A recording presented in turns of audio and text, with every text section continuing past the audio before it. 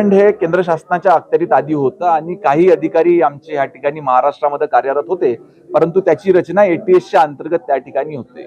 आता नुकत्याच केंद्र सरकारकडनं स्वतंत्र अशी अँटी नार्कोटिक्स यंत्रणा ही प्रत्येक राज्यामध्ये यावी अशा सूचना त्या ठिकाणी आलेल्या होत्या आणि आपल्या राज्याचा विभाग देखील त्याच्याकरता पूर्ण प्रिपेअर झालेला आहे आणि लवकरच आपण आपल्या महाराष्ट्र राज्यामध्ये आदरणीय देवेंद्रजी फडणवीस गृहमंत्री आणि या महाराष्ट्राचे मुख्यमंत्री यांच्या मार्गदर्शनानुसार महाराष्ट्रामध्ये अँटी नार्कोटिक्स डिपार्टमेंटची स्वतंत्र आस्थापना त्या ठिकाणी तयार करणार आहोत. ठळक घडामोडींसाठी देशोन्नती न्यूज चॅनलला सबस्क्राईब करा आणि बेल आयकॉन प्रेस करा. मुंबई, पुणे, नागपूर, मराठवाडा असो का विदर्भ, राजकीय, सामाजिक, शैक्षणिक क्षेत्र असो का क्रीडा, सर्वच घडामोडीचे विश्लेषण पाहायला विसरू नका. फक्त देशोन्नती न्यूजवर.